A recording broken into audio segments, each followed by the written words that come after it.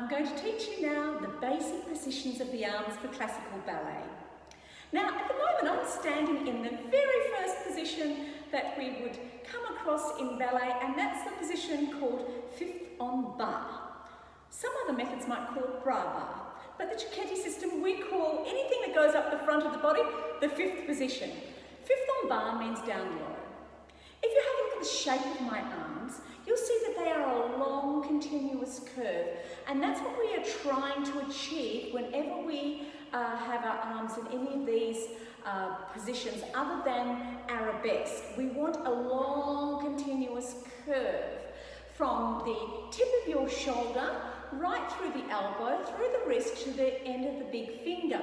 So you've got to check to make sure that there's no breaks or bends in any of those joints. So you've got to smooth those out so it creates one smooth arc from shoulder tip through to fingertip. Right, you need to check this in the mirror because it's not natural for a human being to have their arms like this all the time. So here we have a lovely oval shape of the arm, almost like you're cradling a giant oval ball or Easter egg. Make sure the fingertips don't close. There is a space between them. We like to say about a width of your face between the position of the fingers. If you glance downwards, you should be able to see clear inside the palm of your hand. The natural position of your hand will be for them to face your thighs. Turn those wrists around so that you can see into the palms of the hands. Now the elbows shouldn't be dropped back towards facing the back of the room. They should be pointing out to the side. So if you have the elbows facing the sides, the palms of the hands facing your chin, and nice long curves, we have fifth on bar. If you raise the arms up in front of the body, think of lifting from underneath the elbows, just so that the hands are opposite your diaphragm. This is called fifth en avant, and that means fifth in front or forward. Now be careful that you don't take them as high as your chest, because that could throw your weight back, and that will be detrimental to your balance for any time we have to rise up on the balls of your feet. So make sure those fingers are opposite that soft part between your ribs, called your diaphragm. Now that's fifth en avant. If we open the arms out to the sides, we have second position. Now just notice that my elbows are not dropped. We have kept those elbows well lifted, and the wrists haven't dropped either, or the fingers haven't clawed in. So if you turn sideways, you will see my arms are actually not really on the side of my body. They're actually a little bit forward. That is for the same reason as why we don't have our arms high in fifth en avant. That is to keep your weight forward over the fronts of your feet for balance. In second position, the arms should be wide, your chest should be open, but once again you've got this continuous curve from your shoulder right down to the end of your fingertips. If you lower your arms and turn the palms of the hands to face the floor, you have the position of demi-second or half-second. It's just imagine you have a beautiful ballerina's tutu on, one of those lovely stiff tutus. Your fingertips are sitting just like dewdrops on top of that tutu. This is demi-second.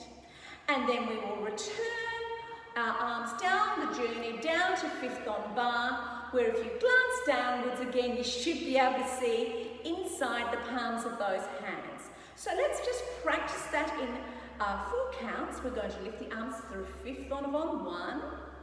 We're going to open them to second position, 2. We're going to come down through demi-second on 3 and return them to fifth en bar on 4. Now, taking an advancement from that, we're going to show you fifth en haut, or H-A-U-T, meaning high. We're passing through fifth en avant. Continue on until your fingertips are with your nose, not the crown of your head, about your nose. For the same reason, we don't want to pull our weight back if you have your hands above you, the crown of your head. So here again, you can see the continuous line. You need to make sure you keep the shoulders pressed down. You will tend to lift them, push them down, so you have this lovely long swan's neck.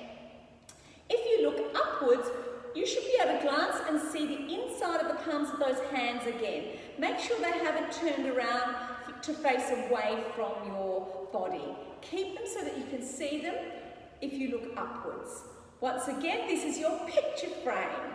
I have some beautiful frames in my studio, and I like to say our fifth on O is like a beautiful picture frame, and you are the Mona Lisa in the middle of it. So here is the picture, and here is our frame. Now, to get from fifth on O to second position, you're going to rotate the arms in the shoulders and think of the little finger is leaning back down to second position. We have those elbows well lifted, you're broad across your chest, diaphragm is pushed in, we have second position, we descend back through demi-second to fifth on bar.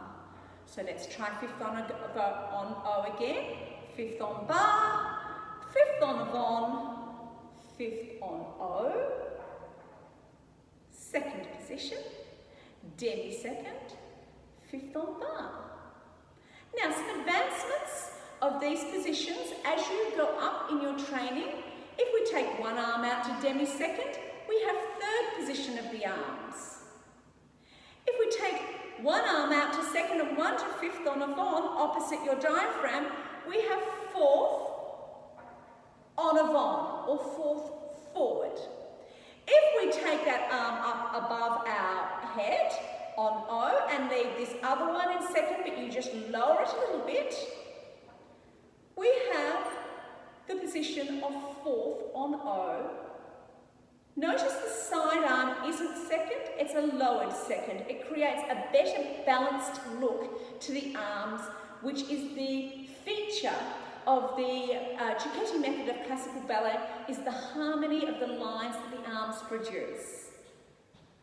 So here we have the very basic positions of the arms. I hope you will practice them and getting them looking beautiful in your mirrors, because they will not come naturally. You will need to stand in front of the mirror and look at lots of pictures to try and emulate the shape that dancers achieve, but here is a very good starting point.